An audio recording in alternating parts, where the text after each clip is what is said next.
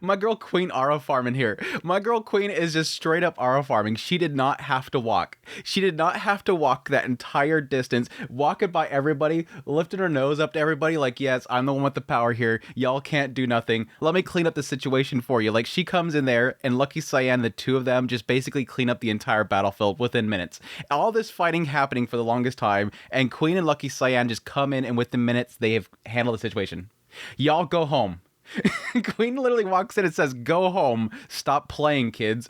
But yes, episode 20 of Tu Bian Yingxiong X, not quite living up to my expectations. I think I hyped myself up quite a bit, and I think like the beginning of this segment had its really good points, but I think up until the point that, really the point in which Loli goes crazy, I felt like it was kind of lacking.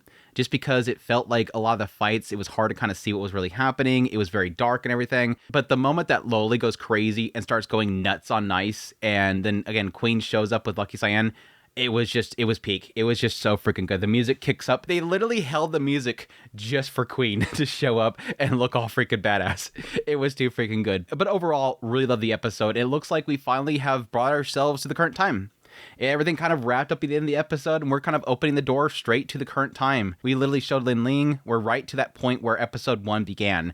Now that I think about it, what set off Nice? I think everybody that I was talking to, everybody that I seen was all reacting. This is going to be the point in which Nice gets really broken up. Like this mess with Nice. I don't think so. I don't think in anything that Nice did in that whole scenario, I don't think he was the fault. The entire team itself was wiped out by some random suit of men. I don't even know who the hell they were. They just kind of showed up. I'm assuming they were sent along with Nice by Shang, but no indication about exactly who these people are. I would assume they're probably thugs from Micky's group, the people that are working on the fear itself, but it didn't really say. So it's like, what did Nice do? Nice didn't really manage to kill anybody. He was stopped in the end. He went home. I'm going back to my original theory that I think that he was manipulated by somebody, or possibly his perfection gets to him. I feel like this episode opens up with a little sense there that Nice is kind of losing it. The fact that he's not gaining top 10, he's getting really upset. They're talking about him on the news and talking about how it's going to take him like a year to get up in the top 10. Seems like that angers him to hear that, so he punches the station, just punches the TV. Shut up. But the moment the doors open, he just puts on that fake smile and walks in there and talks to Shang. And Shang talk about dropping him. I'm going to pass you off to Miss J. She's going to handle you because you're going to fall. I know your time in the spotlight's falling away. It was Shang manipulating him. I feel like this was Shang basically manipulating him to take action. But either way, it feels like those walls crumbling down upon him set him off. This is probably what's setting him off. His lack of perfection. And again, that curse, I think, is what drives him over the edge, unless somebody else is actually manipulating him. We'll see, though. Yeah, I think that conversation with Shang was kind of interesting in the idea that it does point out the fact that Shang created his perfection through the use of fear. Your perfection persona was an illusion I created using fear. So I'm assuming that when they brought Nice to the forefront, when Shang formed him, he basically presented to the people this aspect of fear, and how the only thing to overcome that fear is something that's perfect. Not all these other heroes that have flaws, including Zero. He probably ended up using Zero as an example. Here's a hero that wasn't perfect, and at some point he killed somebody, and that created fear. Let's not do that. Let's utilize that fear and make everybody want something that's perfect. And that's what Nice was created for. That's sort of what I'm feeling they were kind of implying there. But either way, yeah, manipulating him in the sense that you're going to be gone soon. The commission's working on something to get rid of this fear. Once fear's gone, we no longer need the trust system. You're nothing. And that pretty much drove Nice to be manipulating him to go handle the situation. Well, if they're going to create something to get rid of this fear, I'll go stop them so they don't have that thing to, create the fear. Literally going there to kill everybody in that spacecraft in order to protect his own position. Again, he didn't succeed, so I don't know what's going to drive him over the edge. But that was an interesting thing to kind of show why Nice is there. He wasn't ordered to. He just chose to. He basically was manipulated to do that. But yeah, that's when we cut over to the spaceship, and he's going crazy, attacking everybody. Loli protecting her wife and her father. Like how they use the gauntlets in this whole scenario, because she's able to kind of project them. So she's sending the gauntlets to move her father around separately, or to push Nice against the wall and use that hook that she has to lock him down. Struggling either way. It is interesting to see that despite the fact that her suit does have a material that does counter the trust value, it doesn't seem like it works on him. This is something that's just not working. It's brute strength, basically. And again, they kind of implied that. Things that would have an effect on her wasn't having an effect.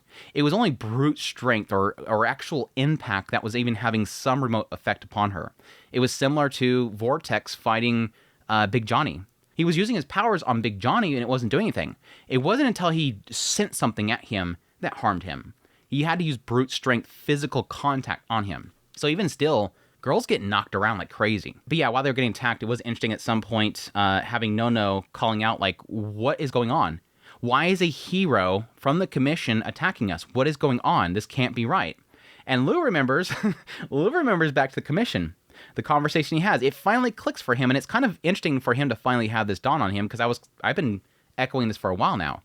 The fact that you have something that will eliminate the trust value, people aren't going to want that to exist. He's talking to the commission, he's recalling this conversation from the commission. They're talking about that we want you to find a way to stop both. Not just fear, we want you to stop trust as well. That's the only way that we can create balance. So look into that. And so he's recalling that and going, oh, yeah, Nice is here probably to kill me because Nice, or whoever he's working for, doesn't want the trust value gone. I think he's probably keeping it strictly to the idea that Nice wouldn't like this because we're about to get something that will make him obsolete. It will stop him. He probably doesn't want that. But yeah, eventually they run away and they end up bumping into Xiong. Rip Xiong. Oh man, I wasn't expecting it to get that. I assumed somebody was going to die, and again, I was assuming it was going to be Lou. But yeah, the entire group besides pretty much everybody but No in the end, which I was so happy to see her at least being alive. Please, little Johnny, get your daddy's abilities. Little Johnny, get your daddy's abilities. It was interesting to see that he didn't manifest anything, but yeah, they run into Xiong. He is Gone. That was a bad joke, I'm sorry. He has his head bashed in. And then we cut away for a little brief moment. Eventually, Loli does cause a cave-in, captures Nice, and then rushes to go find them before she sees her father at the point of being killed and shielding No. So, mad respect for Papa Lou, protecting his daughter's wife. Good job, Lou. It sucks, because again, this whole segment right here just hurt. Just the absolute pure anger that they managed to portray in Loli. She absolutely is going nuts. The screams just absolutely hurt so much. Just the facial expressions. She's freaking losing it. She's bashing all these dudes' heads in. Again, I don't know who these guys are. My assumption, again, is that it's going to be Micky's guys. The guys that were, like, the dudes that were working with the fear. That they have a bunch of thug dudes that they're created. It seemed like they weren't human. Or they could have just been humans that were possessed by the fear itself. Because there's just, like, a bunch of black ink that's flying everywhere. And that could be censorship, but she's just bashing in their heads and everything until eventually Nice comes up to her and she just goes freaking nuts. I like the whole fight outside too. Like, she just jumps on his back, is freaking strangling him, and he's just trying to get her off. She ejects off of her breastplate and just grabs her helmet, bashes him over the head. Like, again, the moment that she gets ejected out of her suit and her helmet's off, this girl only has her leggings and she's still going toe-to-toe with him. This girl is, I don't care what it takes, I'm going to take you down. This girl's lost it. She has lost it. But anyways, at the same time this is all happening, we have a little brief scene of Isol still fighting with Ghostblade. Nothing really interesting happening there, just the kind of the same we had previously. Once again, Johnny trying to help out. I love to see that at the end of this whole fight, it does seem like he did acknowledge the fact that he did nothing. Like, he was literally having to be protected. Ghostblade was protecting him the entire time. He was scrambling to find something that he could do. He couldn't even help Big Johnny. He was useless. And I like to see that he at least had a realization through this whole thing. Lucky, once we get home, I want to train with you guys. I have to get stronger now. Like, it's time for me to finally get stronger. I was this entire time waiting for the moment that it was going to show that he was going to reveal his ability, but it does seem like he's just been kind of useless. He's been, again, technically, his entire promo schedule is based on standing in front of mothers and kids and looking cute. He wasn't doing much. This is his first real mission. But yeah, eventually Big Johnny goes crazy, grows super huge, blows up the entire place. And then, yes, my girl Queen shows up. Damn, dude. I love when it kind of zooms out that slow motion and they have like the whole kind of like 300 thing or something like that, just jumping up there to go and hit. And Isol's charging over, and then suddenly just the legs. Well, you get the zoom out between the legs, and I'm like, oh, there's my girl. She's here. Her and Cyan's here. I'm sorry, I can't not think of Expedition 33 whenever I hear a cane hit the ground.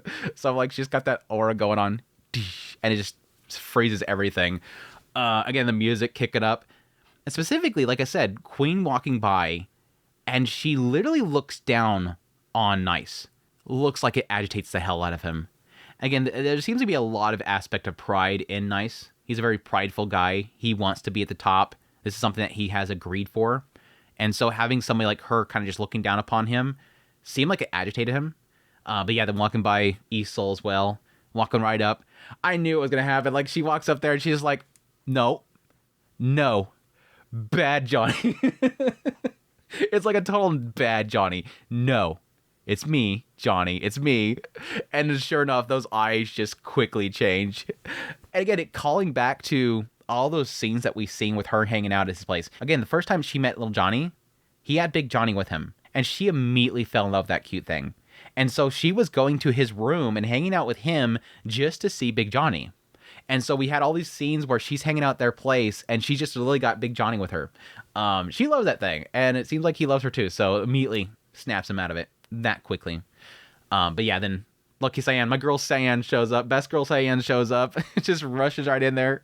I'll leave it up to you. Finds where little Johnny is. Looks like Queen basically used her ability to lift everything. So commanded everything to lift up. Cyan's able to go to where he's at and creates like a circle of luck that nothing will fall on, which I thought was kind of interesting. But yeah, that conversation that Cyan has with Johnny afterwards. He's like, yeah, that little pin that you gave me gave me that luck to survive down there. But additionally, yeah, he wants to get stronger. This whole thing has proved something to him. He was concerned for Ghostblade, of course. You know, he saved my life, but it seemed like that kind of rubbed him wrong, that I wasn't able to do anything, wasn't helping anybody. Again, Ghostblade was sitting there fighting to protect him. It hurts in the end.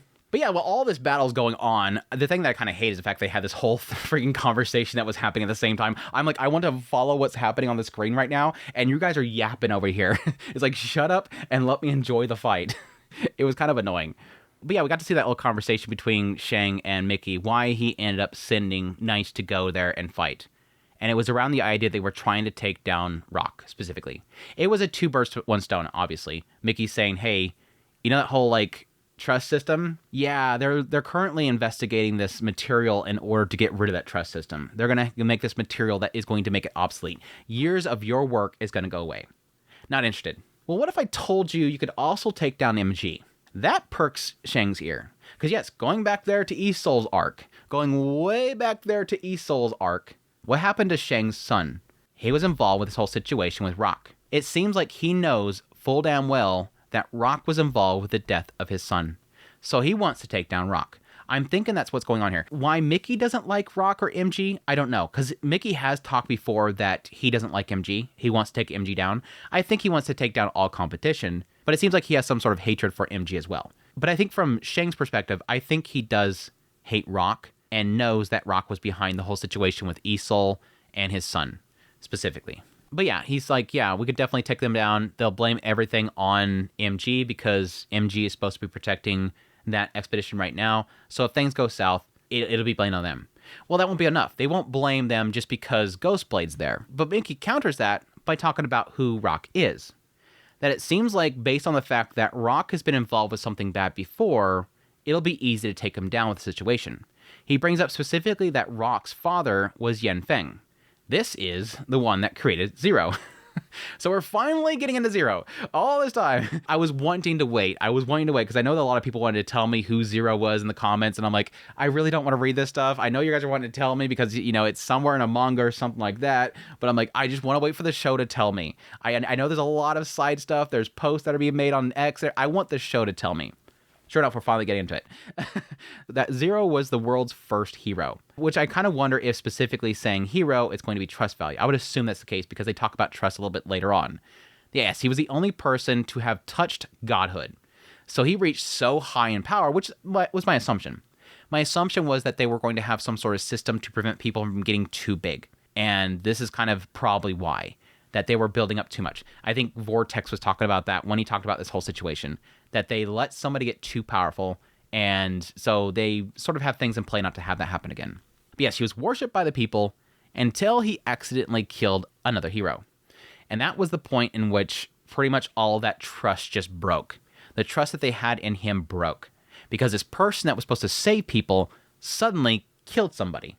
That was that little fracture that just spiraled out of control. It's shocking how fast he went from like the top to suddenly being feared. The fear spread even faster, farther than trust.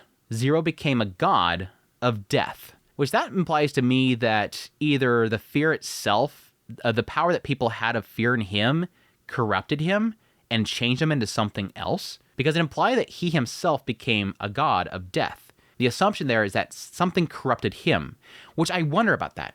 If whenever people have trust in somebody, their trust value skyrocketing, that trust then manifests in a power. Again, the idea of what they did with Nice was they wanted perfection, so everybody's seen perfection. Queen, control, thus she's able to command things.